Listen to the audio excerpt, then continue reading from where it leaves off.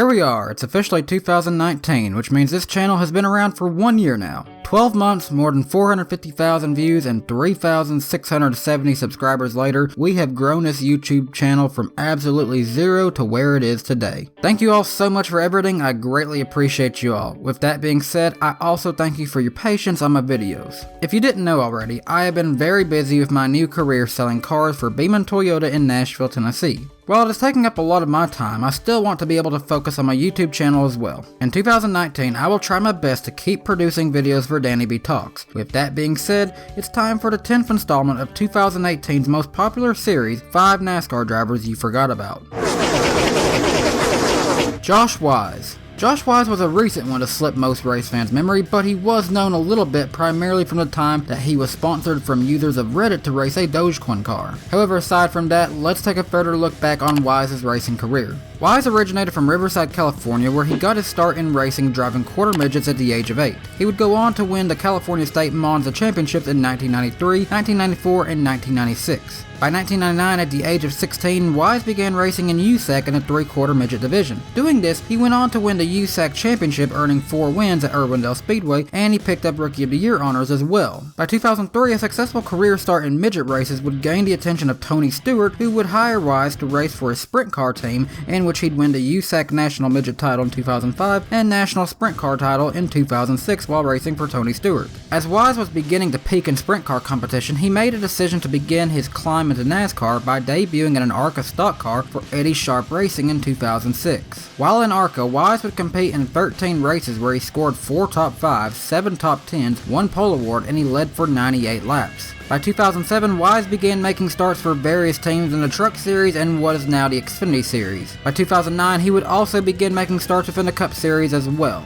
During his time in the Truck Series, he'd make 12 starts where he would only record 2 top 10 finishes. While competing in the Xfinity Series, Wise would record 150 starts where he would get 2 career top 5s, 6 top 10s, and he led a total of 21 laps out of 15,626 laps ran. Within the Cup Series, Wise competed in 156 races and he only recorded 1 top 10 finish, which was in 2015, and he led for only 7 laps during his career. His average finish was 35th place in the Cup Series. So while Wise was a fantastic midget and sprint car racer, the same could not be said for the time he spent within NASCAR. Reed Sorenson. Reed is one I feel many may remember, but in my opinion, many may have forgot is actually still making starts for Premium Motorsports. Granted, this may not be the most competitive opportunity, but at one time, Sorenson had earned opportunities with some great rides. Some of Sorenson's most notable opportunities was his time racing for Chip Ganassi, in addition to his time racing for Dollar General and Turner Scott Motorsports. In recent years, Sorenson made 11 Truck Series starts between 2016 and 2018, but the only stats he has are 2 laps led and 0 top 10s. However, since 2004, Sorenson has made 207 starts between 11 years in the Xfinity Series. During this time, he was able to win 4 races, the first coming at Nashville Super Speedway in 2005 for Ganassi, in addition to the 2005 race at Gateway Motorsports Park. He'd go on to get a second win at Gateway in 2007, and Sorenson's 4th win came at Road America in 2011 for Turner Scott Motorsports. He'd also score a total of 38 top 5s, 86 top 10s, 2 pole awards, and he led for 742 laps. Overall, I'd say in its peak, Reed Sorenson's Xfinity Series career was successful, but the Cup Series would not see the same amount of success. Between 14 years, Sorenson has made 304 starts in the Cup Series, scoring 5 top 5s, mostly between 2006 to 2008. He scored 15 top 10s, he led for 160 laps out of 77,223 ran, and he got his one and only pole award in 2007 at Indianapolis Motor Speedway. Granted, it's a career better than some, but the career of Reed Sorenson may still be one that slipped some's memory. Miguel Paludo. Born originally in Nova Prata, Brazil, Miguel Paludo is a 5-time Porsche GT3 Cup champion, and he was primarily a competitor in NASCAR's Truck Series. In 2010, Paludo made his first 4 Truck Series starts for Germain Racing and Red Horse Racing. In his very first race, which was at Bristol Motor Speedway, Paludo picked up a 9th place finish, which was very impressive for a rookie driver. Following these first 4 starts, Paludo would sign with Red Horse Racing for the 2011 season, and then with Turner Scott Motorsports in 2012 and 2013, but but following the 2013 season, he was let go due to a lack of sponsorship and he would not race again in NASCAR afterwards. For his 4 years in the Truck Series, Paludo ran in 73 races, scoring 8 top 5s, 25 top 10s, 1 pole award, and he led for 158 laps. Paludo would also see a total of 2 Xfinity Series races in 2012 where he led 8 laps and he had an average finish of 21st. As I said, after 2013 we did not see Paludo again in NASCAR, sadly. David Mayhew.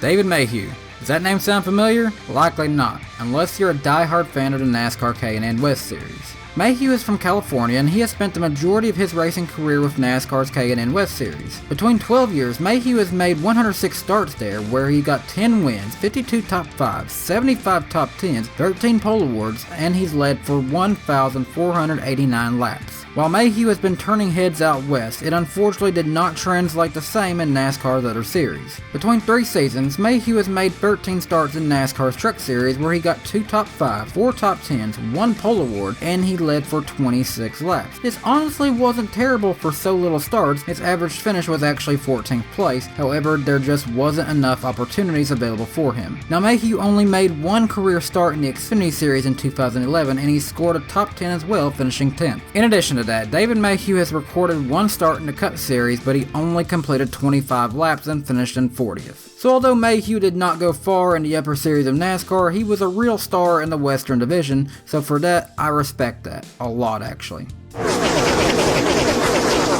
Erin Crocker Evernham. This is a really touchy subject, and I'll be honest, until I watched Black Flags Matters video on Erin Crocker, I had no clue about her and the drama which surrounds her career. I really would suggest checking out Darian's full video on her. Long story short, she's now married happily to Ray Evernham, who she raced for in her NASCAR career, and she works now as a broadcaster of MRN, but although her and Evernham are happy together now, Ray Evernham was already married when his relationship began with Erin Crocker. But like I said, that's not the main focus on Erin Crocker's entry in this series. She did make her name in racing early on by competing on dirt and quarter midgets and sprint cars though. In fact, she started racing professionally in the World of Outlaws while also attending college in Troy, New York, where she would get her degree in industrial and management engineering. Working her way through the ranks of sprint cars and dirt racing, she joined Evernham Motorsports Driver Development Program in 2005, and in this brought her up into ARCA, Trucks, and Busch Series competition. Between 3 years and 25 starts, Crocker scored 12 top 5s in ARCA with 16 top 10 finishes, 5 pole awards, and 124 laps led.